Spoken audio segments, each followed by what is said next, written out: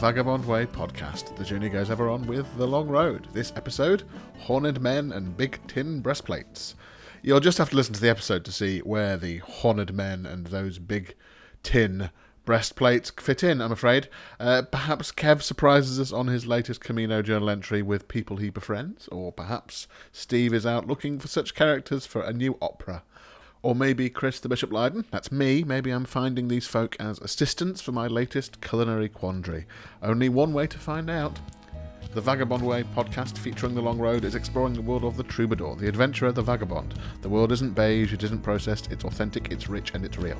If those are the sorts of sentiments that make your brain light up, then hop on board. We're embracing all of those things, we're celebrating all of that, and we'd love it if you join us on the journey.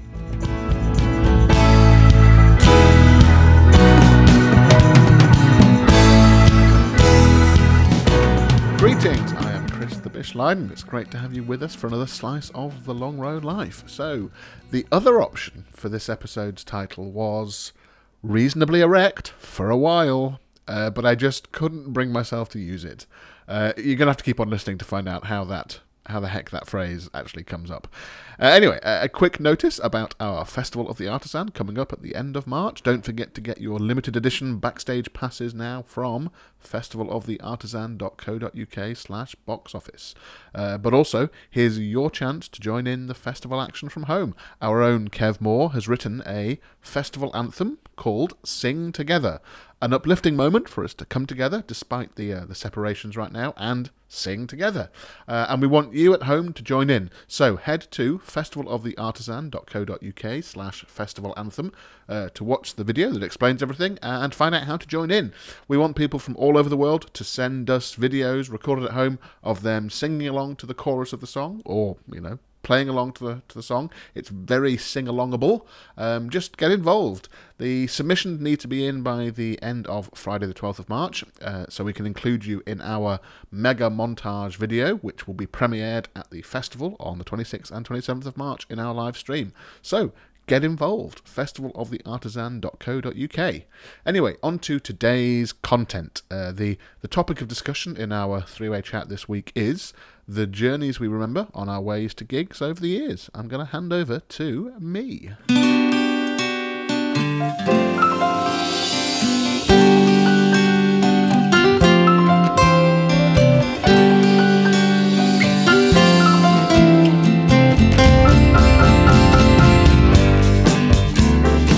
Greetings, everybody. Welcome to another chat with The Long Road. There's three of us together again digitally via Zoom. We've got Steve at home in Derbyshire. Hello, Steve. Eine kleine nicht music. Eine kleine nicht music, yes. A little not music. And then we've got Kev, who's actually made his way to the UK. Kev. Hey up, ducks. I'm back into Derbyshire. And actually, judging from your Facebook posts over the last sort of 48 hours, Kev, it sounds like you've had a slightly, not a troubling journey, but a slightly unusual journey. I mean, we're start of March here in the UK, and the COVID restrictions are still in force here in the UK and across Europe. And it sounds like, Kev, you've had a bit of an interesting journey getting over here. Yes, I won't say it was epic, but Wagner could write a cycle about it. Yes, yeah. 3-4 day operas to be written in 2022 about Indeed. it. I need to have that illuminated for me. Were you travelling with horned men and women with big tin breastplates? I mean, in what sense was it Wagnerian? We seem to have fallen back into the... Straight back into nipple chat. How does this happen? Well, no nipples, no, they're just big breastplates. Big breastplates. like dustbin lids. Yes, indeed, yes. There was maybe nobody on the train that took Kev from London to Derby, but there were many breastplates by the time of it. I mean, my journey is basically what's prompting today's sort of topic, isn't it, Bish? Really. Yeah. So, yeah. Perhaps I should regale you with my journey. So, what other impossible journeys have we experienced in our lives as musicians? Kev, you must have stories. Oh my God! Well, I once had a gig in Germany with BC Sweet, and the promoter is notoriously tight-fisted, so would always find the cheapest way to get me there, no matter what it entailed for me.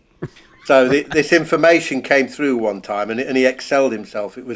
I had to drive 2.5 hours north to Alicante, then get on a plane to go to Madrid, which by the time I got to Madrid, I could have got to Madrid from my house quicker than going all the way to Alicante and then waiting to get on a plane to go to Madrid. Yeah. And then when I got to Madrid, I had to get off that plane and get on another one to Bilbao. So by then I'd already done 2 flights and a long drive, and I was still in Spain. So then I had to get a flight from Bilbao to Dusseldorf. So by this time the day is ebbing away, And absolutely. I eventually landed in Dusseldorf, and then I had to get on one of these ice trains, the big German trains that are incredibly comfortable and incredibly on time and what have you. And so I whisked across part of Germany on that. Had to change somewhere further down the line and got on another smaller train that took me a little further east. Then I had to change off that. And then I was on a train that was a single track. Oh, wow. It's literally a single track train going through forest. And I'm thinking, am I going to just fall off the end of the world here? What? And it literally got to the end of its line. And I got off, and there was a wooden platform in a field. And I got off the train with my guitar and thought, where the hell am I? There was nothing. I'm like in a Schwarzwald, on a wooden platform. Yeah.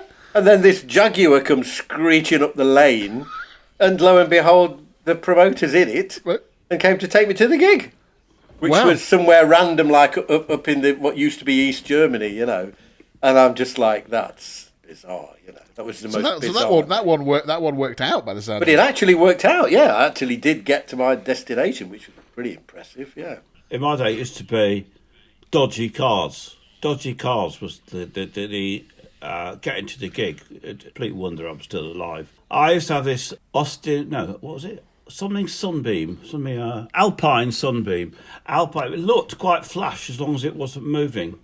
Yeah. A bit like me, really. And but it had this disturbing habit of, the gear stick used to suffer from brewer's droop.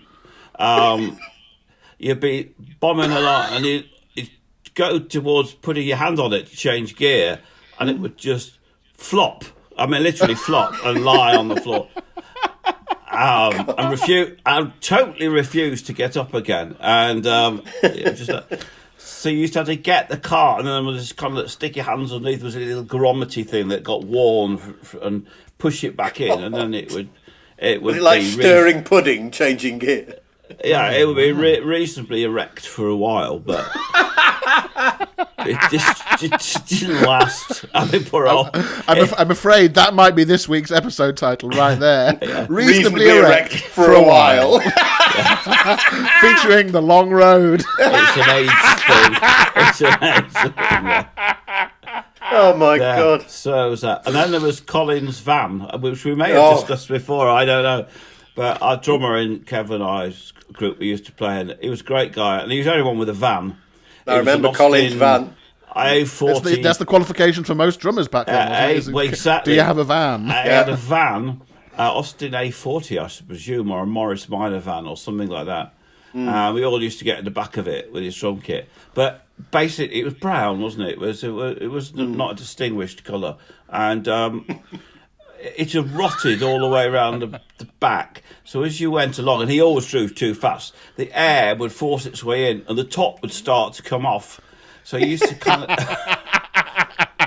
you used to go to the gigs with your feet jammed under the front and hanging onto the frame to try and keep the top on, thinking, if this goes much faster, I'm going to be back down the A38, But there were many of them, most of them were like that, weren't they? Yeah. One of the best journeys I had, and the shortest, or the worst journey, I should say, was we'd played somewhere like RAF Alston or somewhere down south, an RAF base anyway.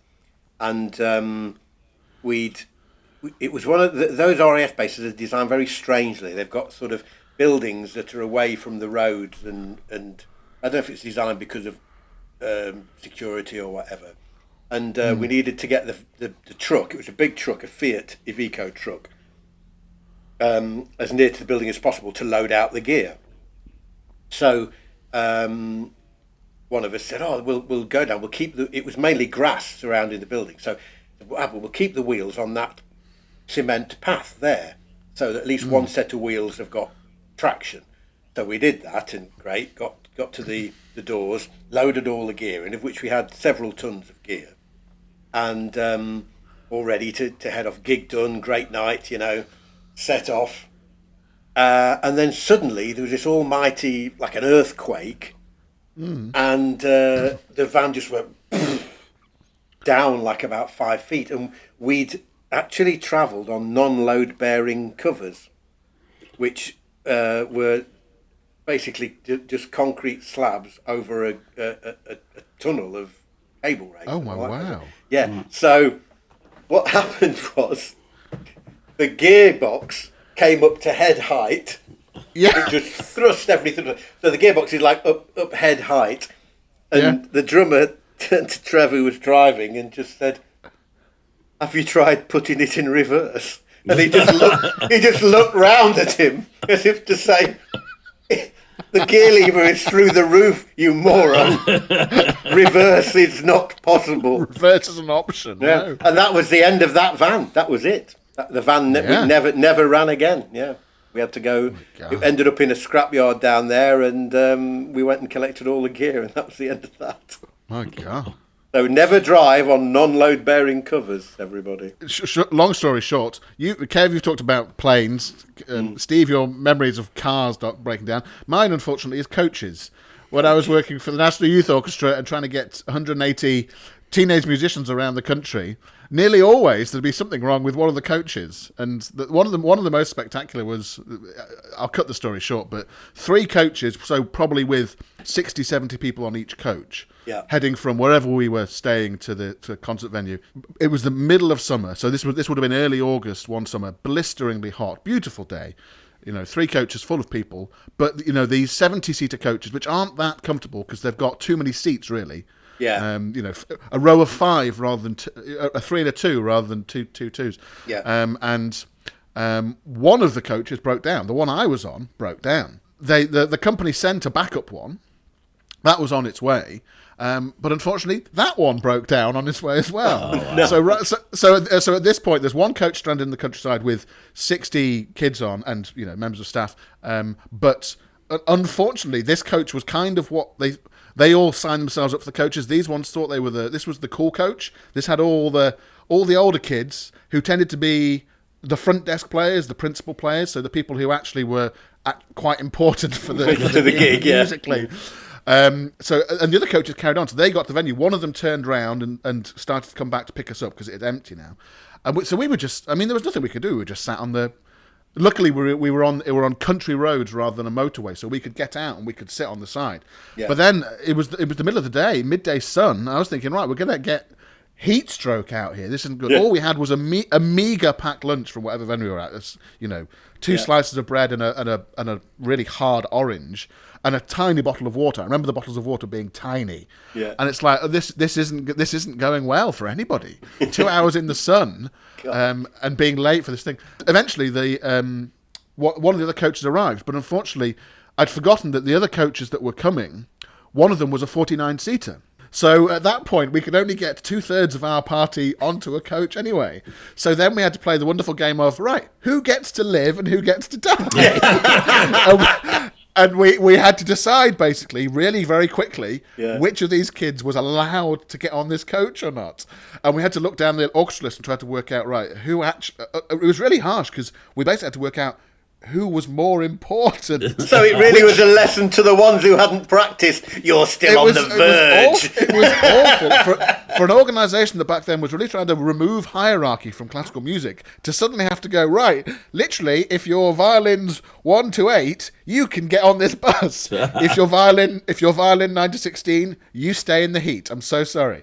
It was a fabulously stressful day. Fabulous, That's amazing. The most prestigious concert platforms, and we get to have these coaches that broke down. That day will stay with me as to being a particularly bad travel day. But Did the show go on though, Bish? Did the show? The show went on. It always does. Whatever hits the NYO. We had 130 kids go down with norovirus 10 years ago, but they all made it to the concert platform eventually, and it always works out.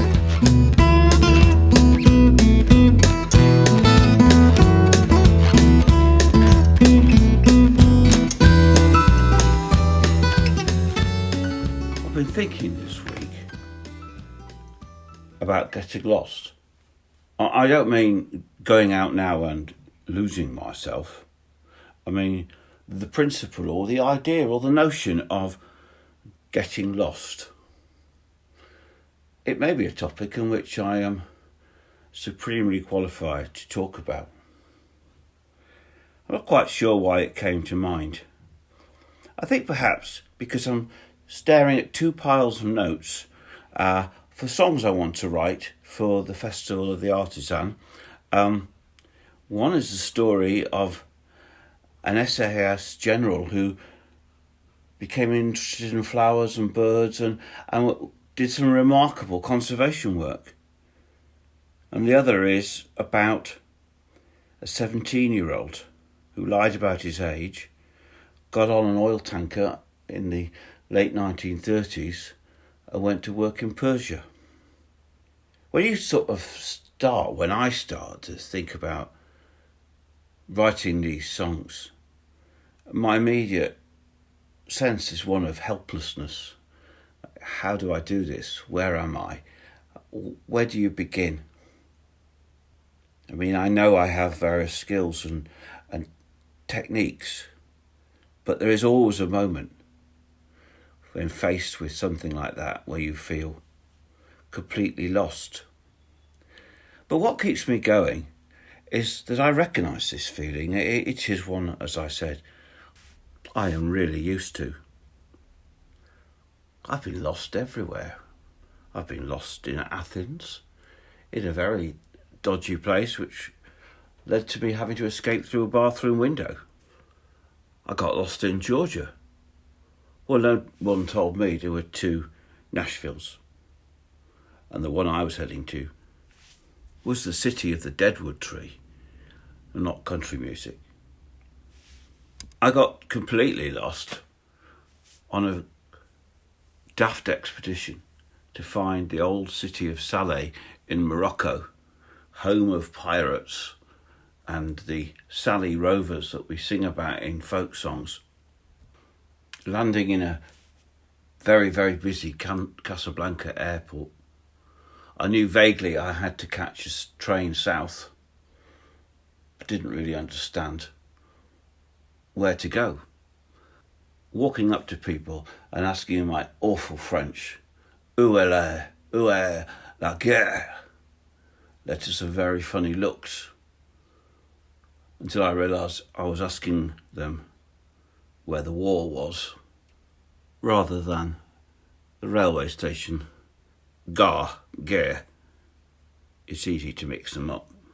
Looking back on it, I'm slightly surprised I wasn't arrested, a bearded, rough-looking sort with a backpack, wandering around an airport looking for military action.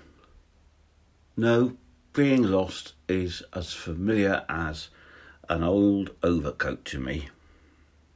Certainly, it always brings out the child in you. The long fear of being lost in the forest with wolves and witches and dragons.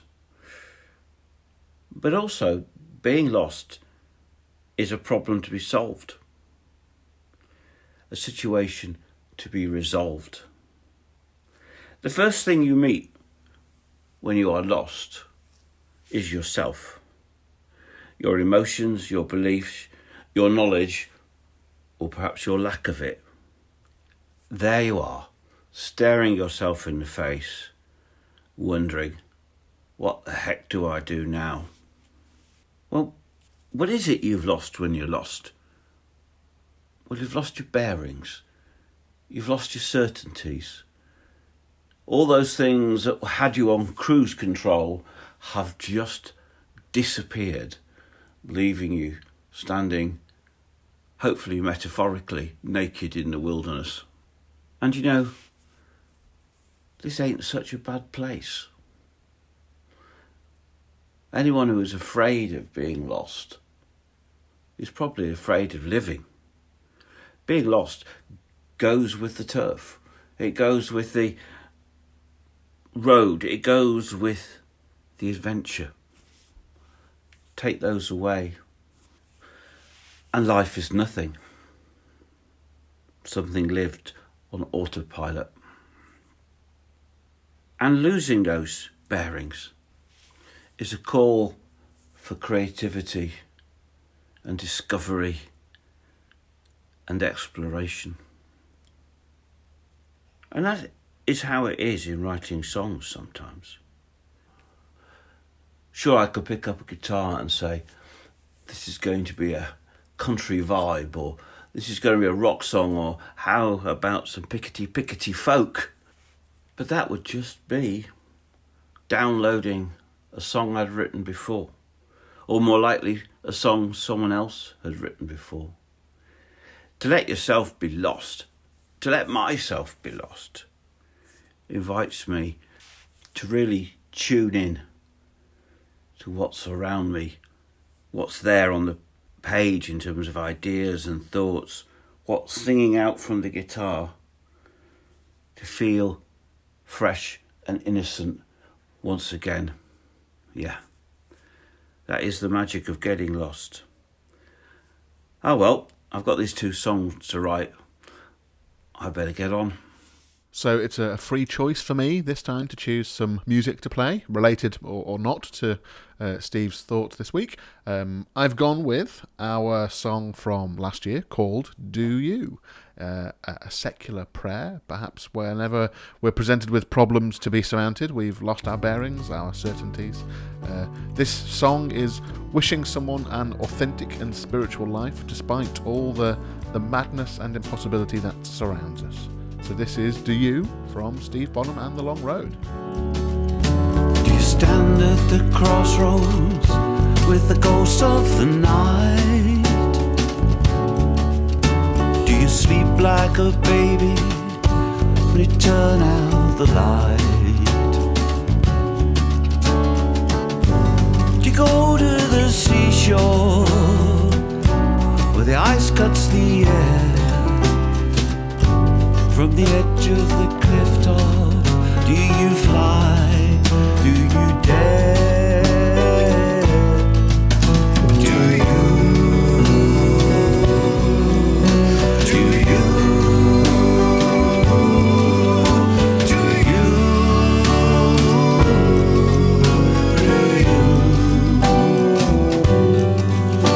Do you?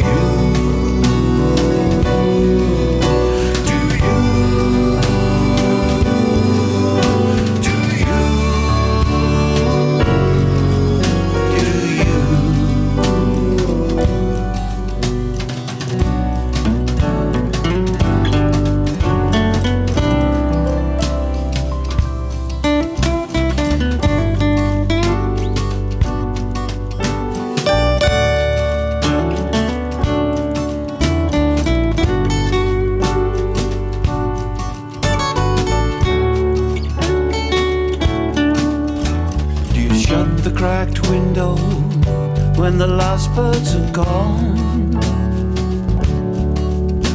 do you imagine the whole world is breathing as one? Do you open your eyes wide when the day and dust meets? Shiver with pleasure at the touch of cool sheets. Do you? Do you? Do you? Do you? Do you?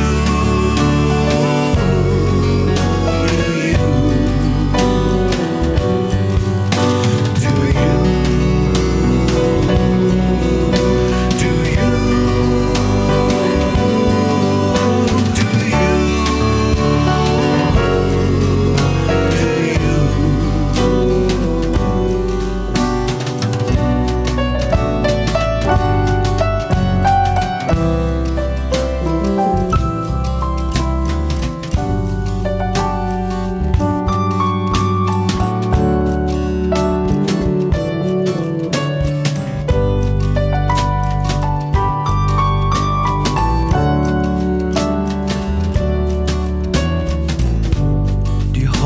truth,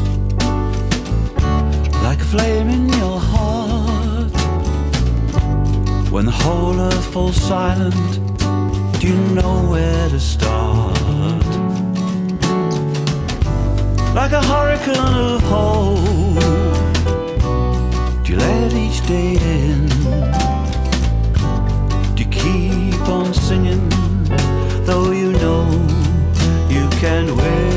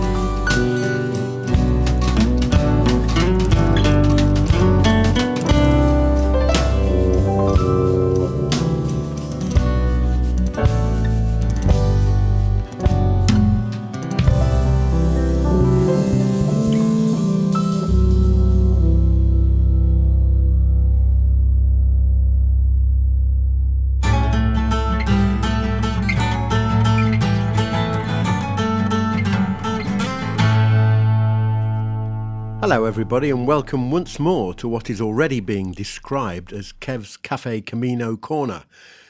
It's not really, but it's catchy with a K, don't you think? Anyway, you may remember, dear loyal listener, that you found me last week safely arrived in the city of Gijón on Spain's northern Atlantic coast. And indeed it was a city and the first I'd seen since setting off on my trek. And so it was that on the morning Monday, October the 12th, fuelled by several coffees, I was somewhat giddy with excitement to explore the place, having decided to spend 2 nights here. I'd had a nice chat with my roommate Rocio, a really nice girl from Argentina who is now following our Witchcross YouTube channel. She must be the first young person I've met that actually doesn't do Facebook. Big respect for that. She was leaving today, heading back to Bilbao, where she currently lives. I wandered out onto the seafront and the sun was there to greet me. It was bustling with life, something completely alien to my recent experiences, but nevertheless lovely to witness. Everyone was masked, of course, in this year 2020, but determined to live their lives. I visited the old town and the Pilgrims' Church. I must go in tomorrow and see if they'll stamp my pilgrim's passport before I leave. I had a wander around, choosing places to photograph. It was really lovely. And on my travels, I found an artisan market where they sold all manner of leather goods, and various craft stalls were set out there, and bakeries and such like. And I bought a chorizo empanada and a donut for brunch. I have to confess, dear listener, that a little later I also succumbed to churros and hot chocolate, a sin somewhat ameliorated by the knowledge that I was buying fresh fruit and yoghurt immediately afterwards.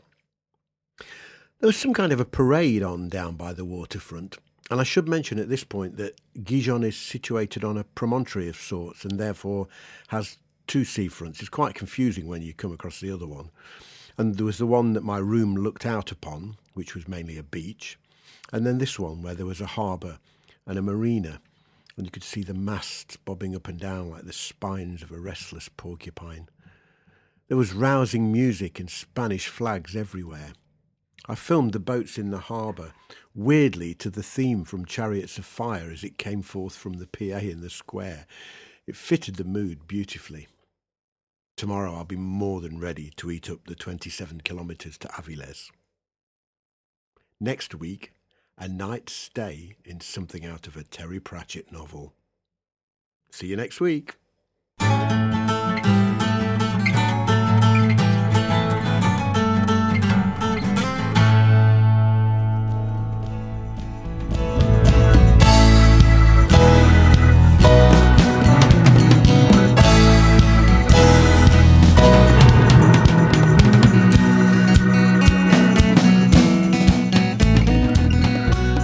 This week's topic for the Bishop's Daily Bread, which actually touches upon the topic of bread, the burning heart at the centre of this segment's soul.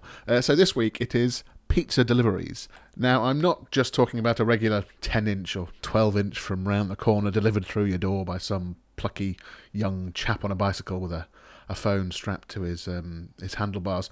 I'm talking about pizza kits.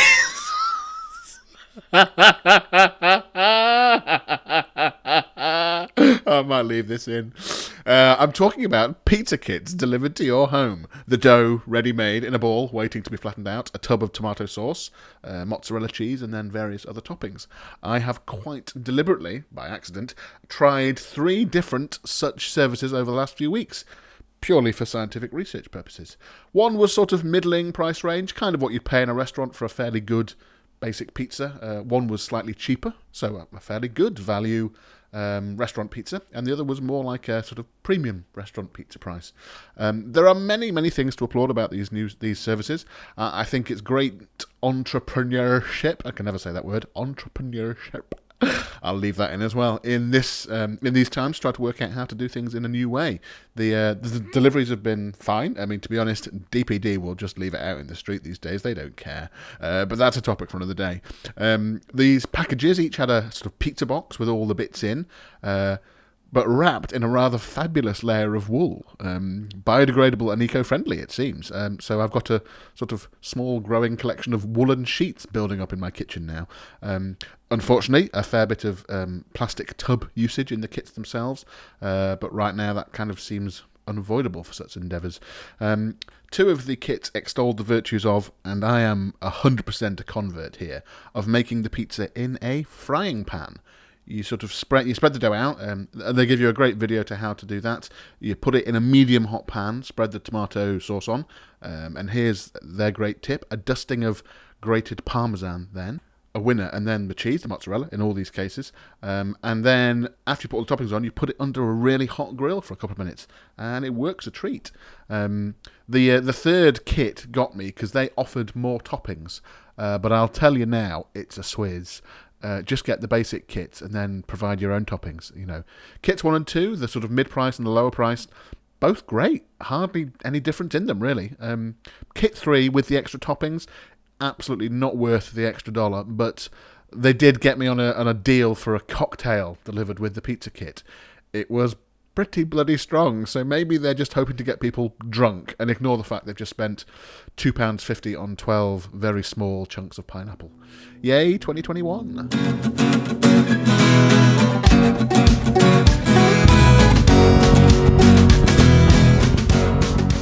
That's it for this week. Thank you for listening wherever in the world you are. Don't forget to subscribe to the podcast. We're on Apple Podcasts, SoundCloud, Spotify, Amazon Podcasts, and now YouTube as well. The next episode will be out next Friday. Join us on YouTube for the Transatlantic Connection show and become part of the Transatlantic Connection movement. Head to youtube.com/thelongroadband. If you fancy buying us a coffee, you now can at buymeacoffee.com/thelongroadband. It's dead simple to just drop us a few quid to support what we do. It even accepts Apple Pay and Google Pay. Super easy. All of our music and merch is on Bandcamp, where you can help support a positive ecosystem for the music industry. Downloads, streaming, vinyls, CDs, the companion book, it's all there. thelongroadband.bandcamp.com. We're on Patreon at patreon.com/thevagabondway. Big thank you to our Patreons and a special shout out to Orla Flynn, James Lydon, Stuart Lydon, Yvette Lydon and Trish Taylor. Thank you for your ongoing support. If you'd like to support us, become a Vagabonder. You'll get free digital stuff and merchandise in the post if you want it. Help us create something different, something that entertains and something that inspires others. So join us on the journey and release the vagabond within. Patreon.com/thevagabondway. Thank you once again, brave adventurers, vagabonds and explorers, for joining us on the Vagabond Way. Remember, the world isn't beige. It's authentic, it's rich, and it's real. Embrace every last bit of it. Until next time, the journey goes ever on with The Long Road. Bye for now.